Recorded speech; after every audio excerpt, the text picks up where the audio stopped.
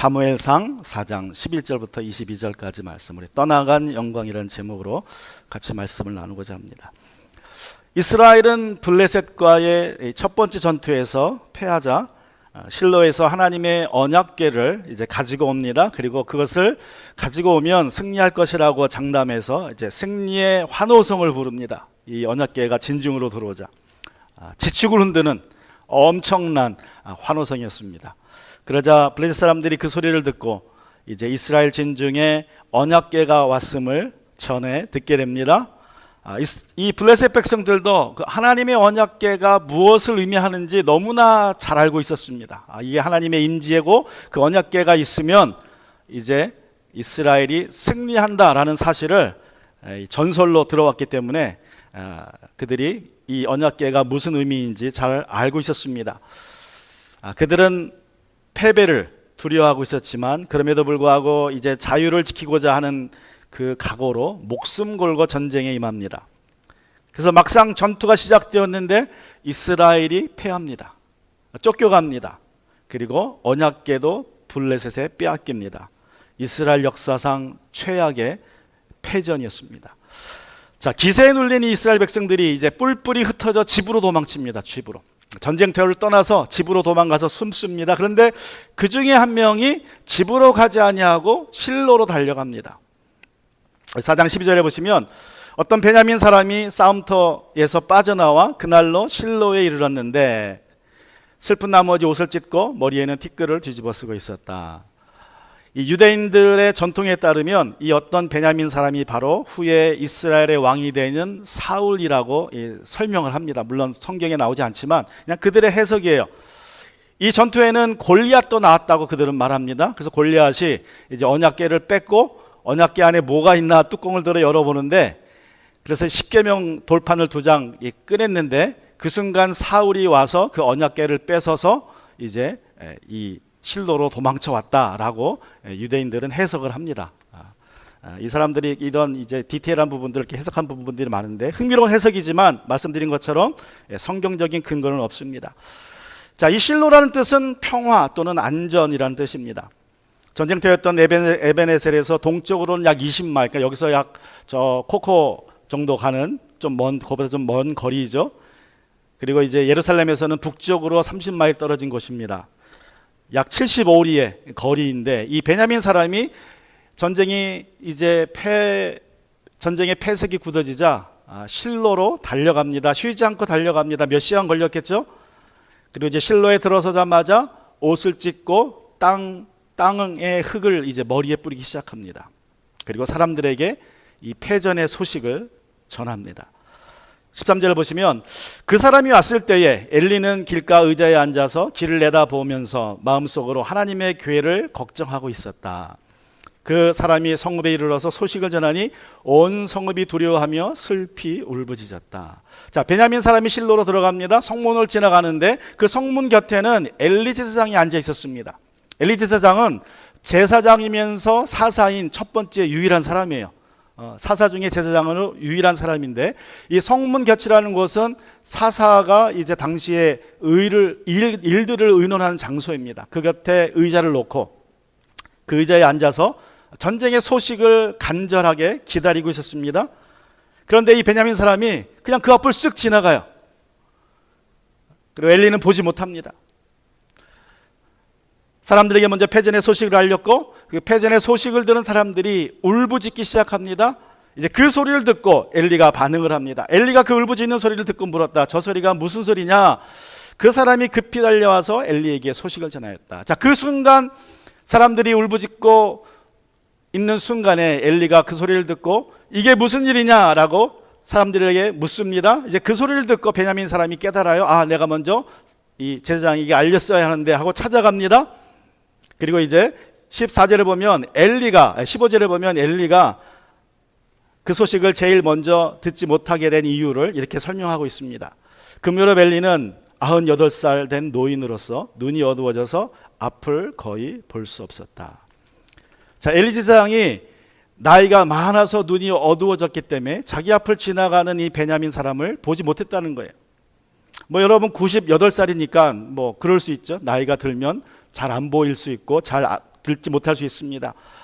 그래서 그렇게 설명하고 있지만 사실은 이것은 이 성경 말씀은 영적으로 해석을 해야 됩니다. 어떤 것입니까? 그의 눈이 어두워졌다는 말은 육신의 눈만 어두워진 것이 아니라 영안이 어두워져 있다는 것을 암시하고 있는 말씀이에요. 여러분, 사무엘상 1장부터 4장에 나오는 엘리의 모습은 그의 나쁜 시력 때문에 엘리는 언제나 핵심적인 정보나 하나님의 계시를 제일 늦게 접합니다.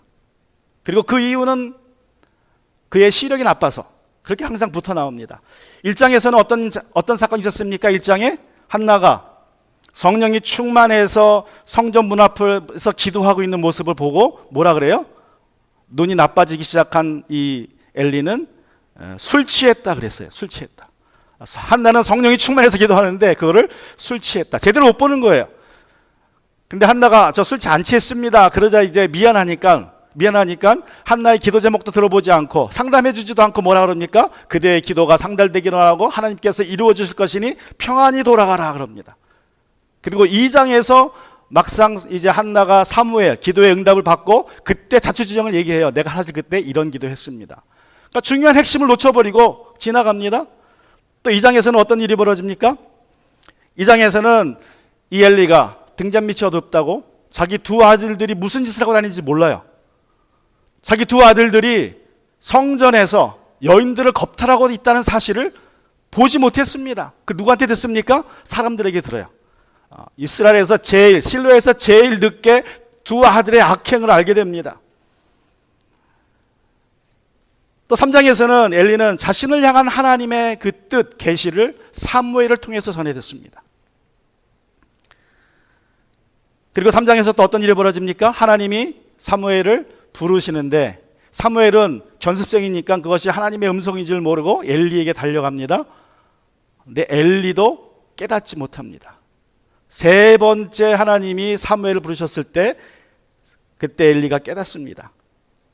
그래서 3장 8절에 보시면 주님께서 사무엘을 세 번째로 부르셨다. 사무엘이 일어나 엘리에게 가서 부르셨습니까? 제가 여기 왔습니다 하고 말했다. 그제야 엘리는 주님께서 그 소년을 부르신다는 것을 깨닫고 세 번째, 첫 번째는 그럴 수 있지만 두 번째쯤에 깨달을 수 있지 않습니까? 근데 세 번째나 깨닫습니다. 하나님이 너를 부르시는구나. 그래서 이 깨닫고라는 말이 히브리 말로 벤이에요. 벤. 저 말에는 understand이라는 뜻도 있습니다. 우리 한국말에는 그렇게 번역이 안 됐지만 또 see, 보다라는 뜻도 있어요. 하나님이 지금 사무엘을 부르시는데 그것이 무슨 일인지 엘리는 보지 못했습니다. 두 번이나 놓쳤어요. 세 번째 그거를 깨닫게 됩니다. 또 4장에서는 이제 시력을 완전히 잃어서 이스라엘이 패전했고 하나님의 언약궤를 뺏겼고 자기의 사랑하는 두 아들이 죽었다는 소식을 가장 늦게 듣게 됩니다. 그게 시력이 약해서 이 베냐민 사람을 보지 못했기 때문에. 여러분, 눈은 오감 중에서 우리가 오감이 있는데 그 오감 중에서 가장 많은 정보를 받아들이는 센서입니다. 80에서 85%의 정보가 눈으로 들어와요. 여러분이 여러 가지 맛도 보고 듣고 느끼고 냄새 맡고 하는 이 오감들이 있죠. 근데 여러분 정보는 다 눈으로 들어와서 이 눈이 엄청난 양의 정보를 받아들이는데 그래서 과학자들은 사람이 눈으로 보는 것이 아니라 뇌로 본다 그래요. 눈으로는 그냥 보이는 대로 보는 거고 뇌로는 그 보이는 것을 뭐 하는 거예요? 이제 해석하는 겁니다. 저게 무슨 뜻인가? 내가 본 게 무슨 뜻인가? 그래서 눈으로 경험한 것을 눈으로 정보가 들어올 때 이제 머리로 해석하기 때문에 우리 한국말 표현에는 먹어보다라는 뜻이 있어요. 먹어보다. 먹어서는 몰라요. 먹어서 봐야 돼요. 머리로 해석을 해야 돼. 또 소변도 보다, 그죠? 소변을 하면서 보는 겁니다. 또 알아보다. 심지어는 때리는 것도 맞는 것도 때려서 보다. 맞아보다. 맞아봐야 얼마나 아픈지 알아요. 그래서 우리 한국말 표현이 진짜 독특합니다. 근데 정확하게 과학적인 표현이에요. 우리는 봐야 돼요. 근데 눈으로 보는 게 아니라 뇌로 봅니다. 뇌로. 그런데 우리 그리스도인들은 세상 사람들과는 달리 또 뭐로 봅니까? 눈으로만 보는 것도 아니고 뇌로만 보는 것도 아니고 우리는 믿음으로 봐야 됩니다. 믿음으로. 고린도후서 5장 7절로 말씀하기는 우리는 믿음으로 살아가지 보는 것으로 살아가지 아니합니다. 말씀해요. 여러분 육신의 눈에 보이는 대로 살아가면 보암직하고 먹음직한 것들만 쫓아가다가 죄만 짓게 됩니다. 육신의 정욕, 안목의 정욕을 쫓아가다가 죄 짓는 삶만 살게 돼요. 그래서 눈에 보이는 대로, 우리 육신의 눈이 보는 대로 살면 쉽게 속습니다. 신문 방송만 보는 사람들은 코로나가 아주 치명적인 말에 속아서 마스크를 쓰고 다니고 또 검증도 되지 않은 mRNA 백신을 맞습니다. 그러나 어떤 사람들은 신문 방송에서 나오는 코로나와 백신에 대한 정보들을 직접 찾아봅니다. 그리고 확인해봐요. 그 정보들이 맞나 틀리나. 권위 있는 사람들이 말하는, 과학자들이, 의사들이 말하는 정보들, 세상 신문 방송이 말하자는 정보들을 찾아보고 대조해보고 진실을 찾아냅니다. 뇌로 봅니다.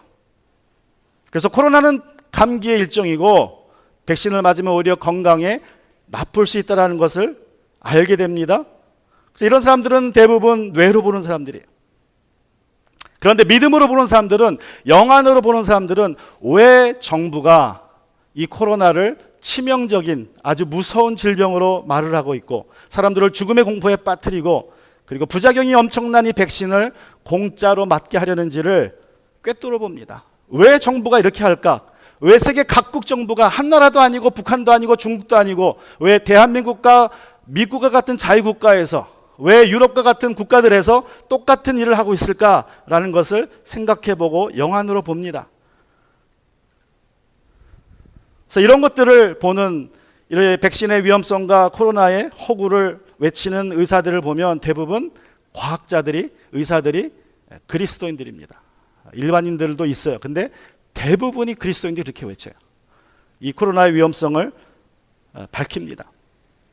여러분, 요즘 신문에 보면 또 TV에 보면, 뉴스에 보면 미국이나 한국이나 전 세계적으로 이제 원숭이 두창 뉴스들이 자주 등장하고 있습니다. 처음에는 별로 위험하지 않다 그러다가 지금은 몇 명이 감염이 됐고 이제 백신을 맞아야 될지도 모르고 또 코로나와 같은 팬데믹이 발생할 수 있다라는 것을 이제 계속 조금씩 흘리고 있어요, 언론이. 지난 2년 동안 TV만 켜면 정말 뉴스마다 코로나 방송이 나왔어요. 코로나에 대해서. 한국에 가서 제가 있는 동안에 뉴스를 키면 정말 자막으로 계속 나와요. 코로나 이야기가. 뉴스 틀면 코로나 이야기가 첫 번째로 나옵니다. 그러니까 사람들이 그걸 계속 보니까 그냥 세뇌되는 거예요. 근데 지금 똑같은 일이 원숭이 두창으로 이름만 바뀌어서 벌어지려고 합니다. 온몸에 물집이 생겨서 그 징그러운 사진들을 TV로 보내요. 사람들에게 보게 합니다. 그러니까 이건 이제 코로나보다 더 무서운 거예요. 코로나는 증상이 없으니까 그냥 집에서 혼자 격리되면 되는데 이 원숭이 두창은 그 수두가 물집이 생긴 그 징그러운 사진들을 올려주니까 사람들이 이제 더 공포심을 갖습니다. 갑자기 미국에서도 플로리다에서도 생겼다 그러고 어디 생겼다 그러고. 근데 여러분, 우리가 한 번 속지, 두 번 속지는 말아야 합니다. 이스라엘 속담에 처음 속은 것은 속이는 사람의 책임이지만 두 번째 속는 것은 내 책임이라고 그랬어요. 내 책임. 정황적으로 코로나 팬데믹은 자연 발생적이라기보다는 아주 인위적입니다. 원숭이 두창도 마찬가지입니다. 제가 이런 동영상을 봤어요.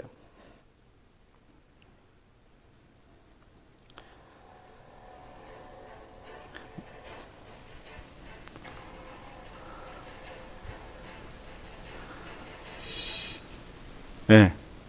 저 뭐 하는 거예요, 지금? 땅에 쓰러져 있는 사람을, 시체를 치우는 기계예요. 근데 여러분, 저 기계가 왜 필요합니까?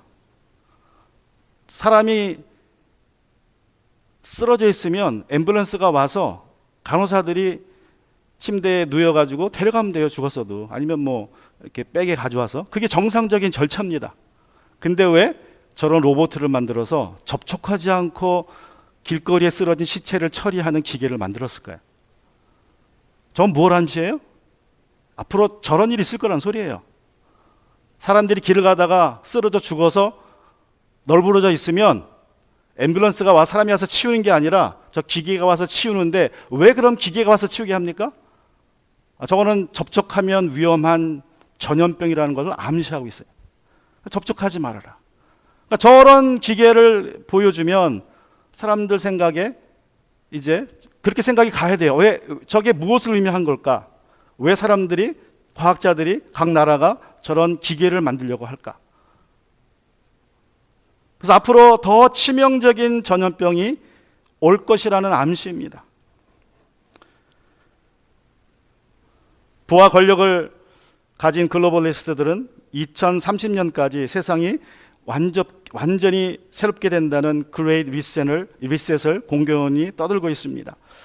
이 그레이트 리셋이라는 말은 세상이 바뀌는 것이 아니라 내가 바뀌는 것이라고 얘기해요. 그들 입에서 하는 말입니다. 이 그레이트 리셋은 세상이 바뀌는 게 아니라 내가 바뀌는 거다. 하나님이 나를 육신으로 창조하셨고 영으로 창조하셨고 나를 이렇게 창조하셨는데 내 자신이, 우리 사람들이 앞으로 로봇과 결합이 되는 그러한 존재가 될 것이다 라고 그들은 공공연하게 얘기합니다.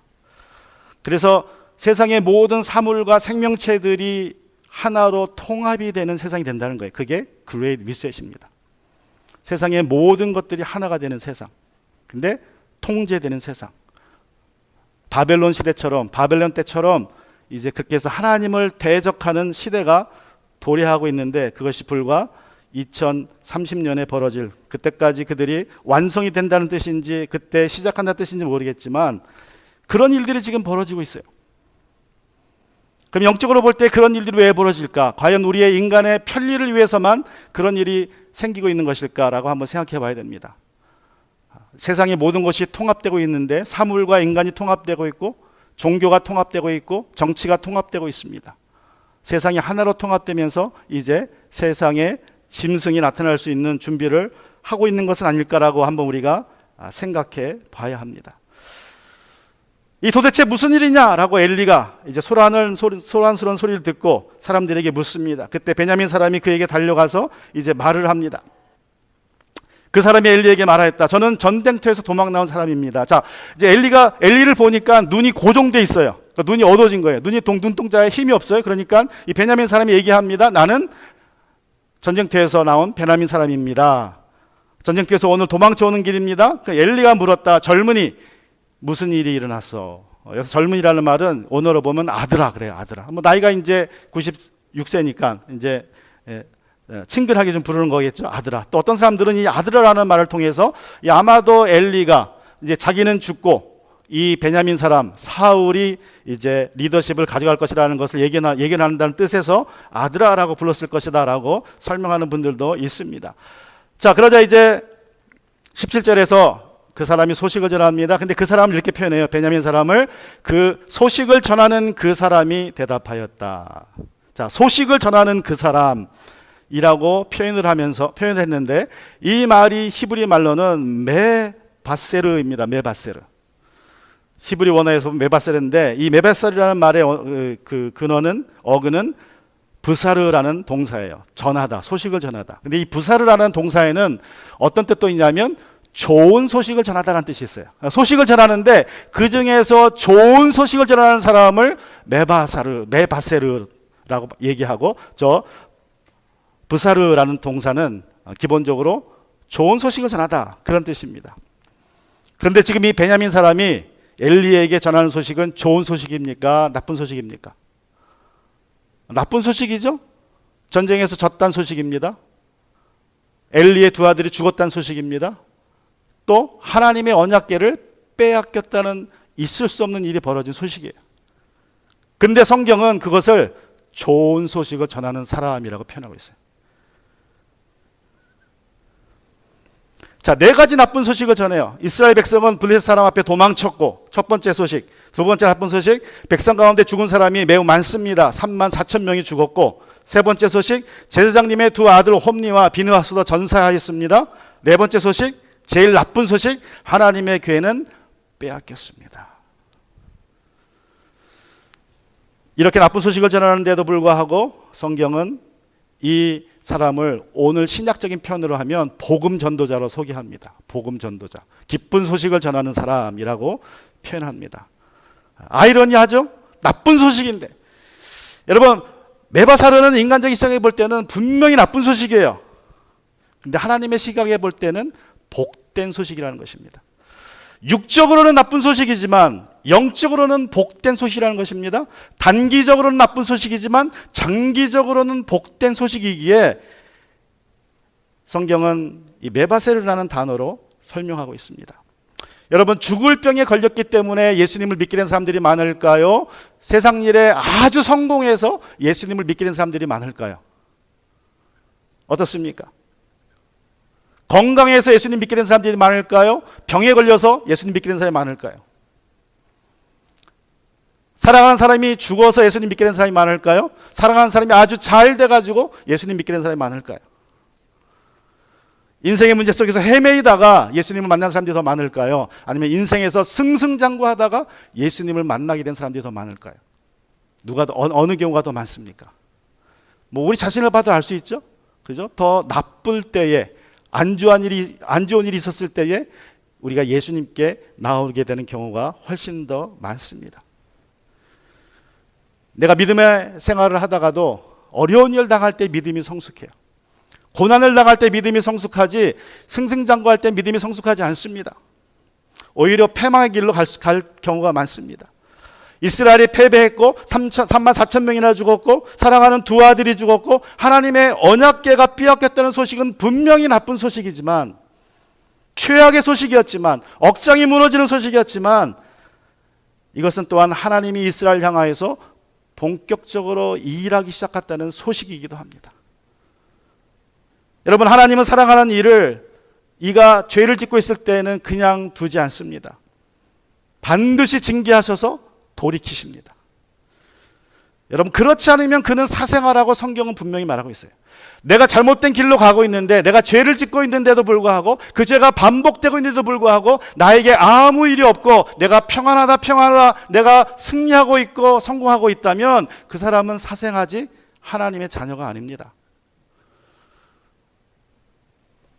오랜 시간 관망만 하고 계셨던 하나님이 움직이기 시작하셨습니다. 이제 하나님은 무명의 예언자와 사무엘을 통해서 하신 말씀대로 홈리와 비느하스를 데려갑니다. 심판하십니다. 그리고 만군의 하나님을 우상 섬기듯 섬겼던 이스라엘 백성들을 심판하셨습니다.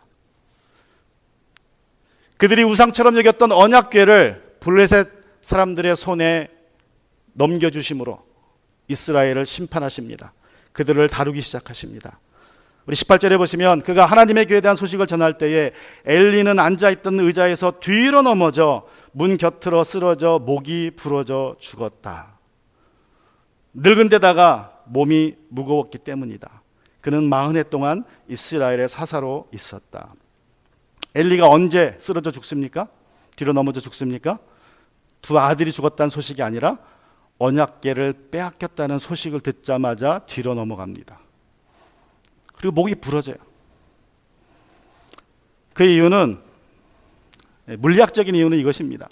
저게 이집트의 그 보좌예요. 이집트 왕들이 앉는, 이집트 또 신전에 가면 이집트의 신들이 앉는 보좌입니다. 저 보좌의 특징은 등받침이 높지가 않아요. 뭐 거의 없다고 봐야 돼요. 이게 등받침인데 굉장히 낮습니다. 삐끗하면 뒤로 넘어갈 수 있어요. 그래서 아마도 엘리도 저런 식의 보좌에 앉아 있다가 소식을 들었는데 너무 충격을 받아서 뒤로 넘어가죠, 사람이. 근데 등받침이 있으면 괜찮은데 받침이 없으니까 그냥 홀딱 넘어가 버린 거예요. 몸도 무겁고. 그래서 목이 부러져 죽었다라고 성경이 이야기합니다. 근데 흥미롭게도 그의 몸이 무거웠기 때문이다라고 이야기하고 있습니다.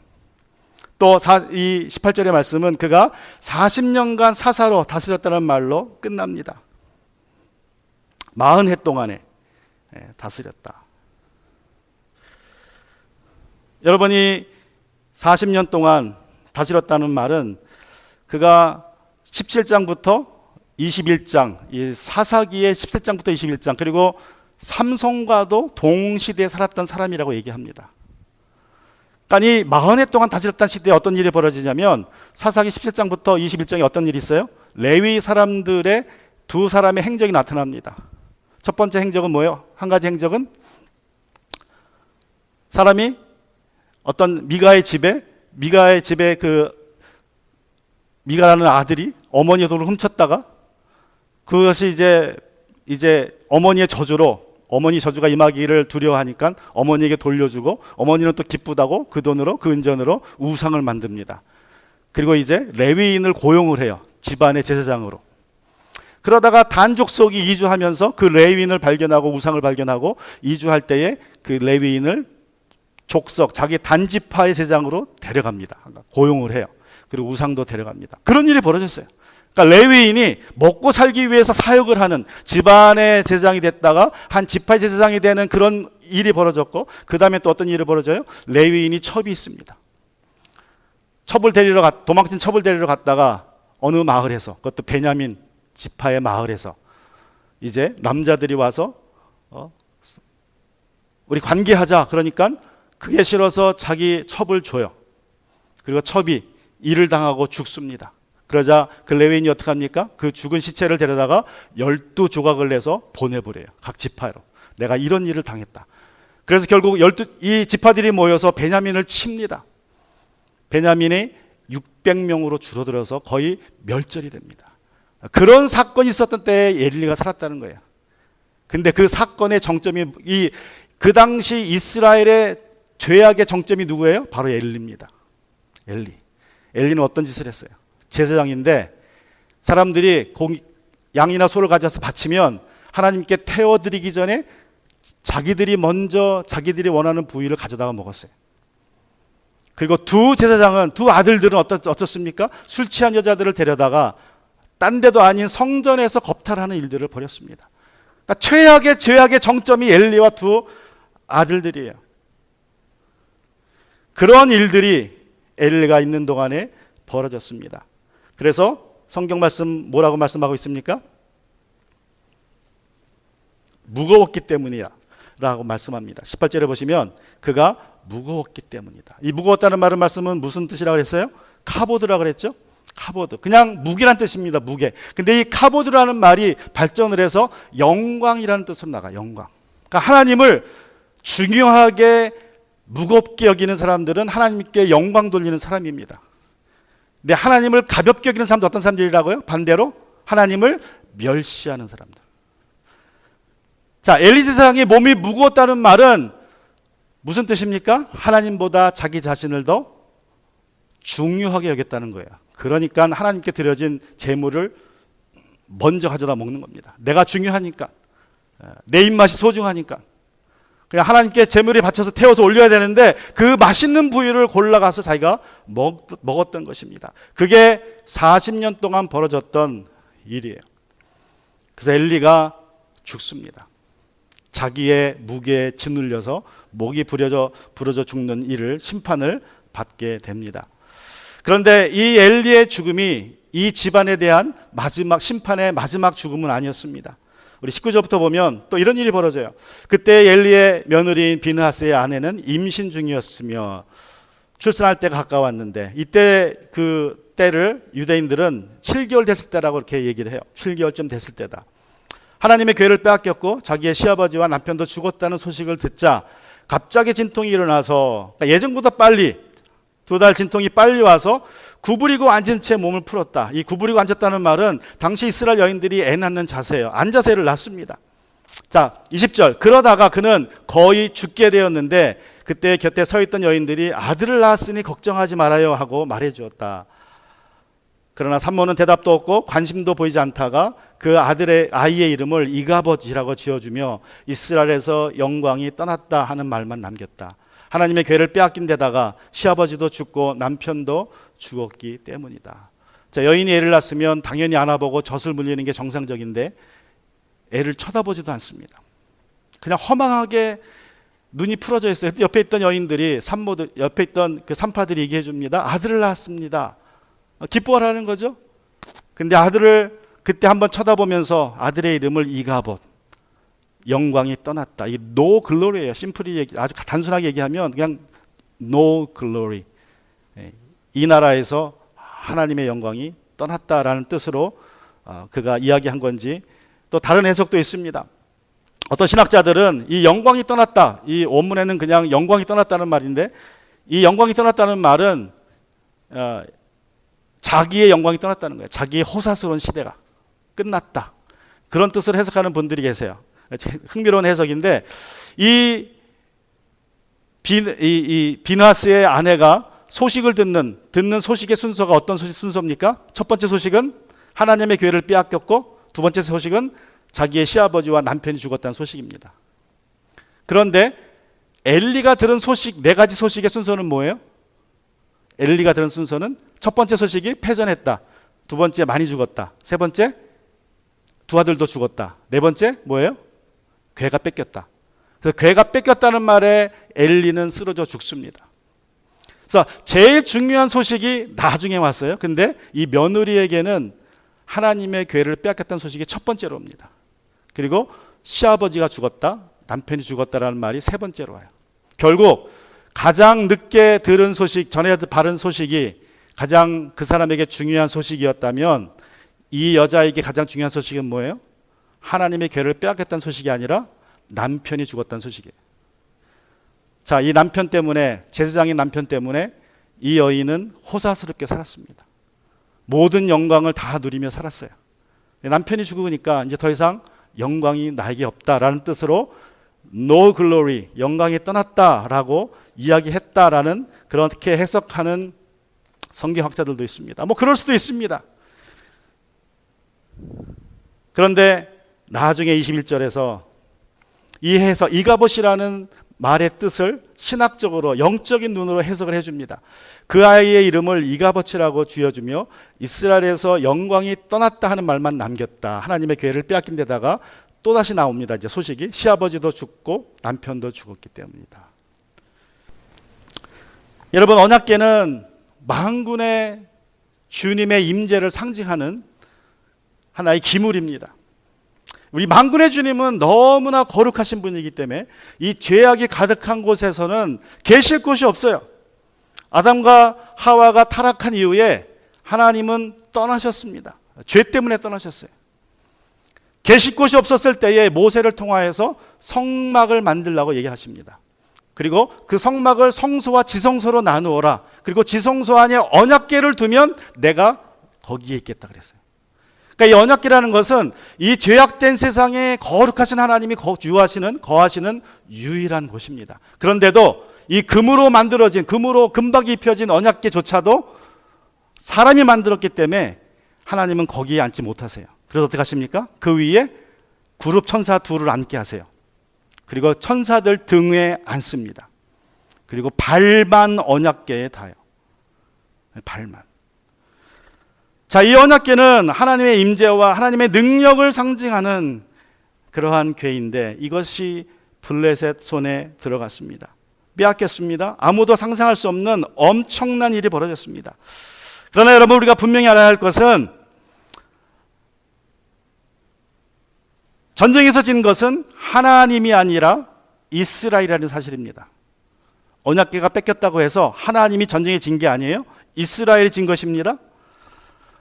사실 조금 자세히 들여다보면 하나님은 언약궤를 빼앗긴 것이 아닙니다. 그냥 넘겨주신 거예요. 4장 11절과 22절에 보면 빼앗겼다라는 표현이 반복돼서 나와요. 하나님의 궤를 빼앗겼고 거기에다 하나님의 궤까지 빼앗겼기 때문에 라고 이제 이 빼앗겼다는 동사가 수동태로 번역되어 있습니다. 근데 이건 뭐 히브리 문법이고 좀 복잡해서 저도 잘 오래전 이야기라 자세히 설명 못 드리지만 그냥 단순하게 말씀드리면 이게 수동태로 번역되어 있지만 그냥 수동태가 아니라 그 문법적인 의미에서는 하나님이 스스로 가신 것처럼 표현했다는 거예요. 스스로 가셨다. 하나님께서 언약궤를 블레셋이 가져가도록 허락하셨다라는 뜻으로 해석이 된다는 것입니다. 어떻게 보면 신학적 헬라어의 문법에 보면 이 헬라어에서 수동태는 신적 수동태라 그러거든요. 하나님이 주어가 됩니다. 주어가 안 나오면 하나님이 허락하신 일인데 그런 뜻이에요.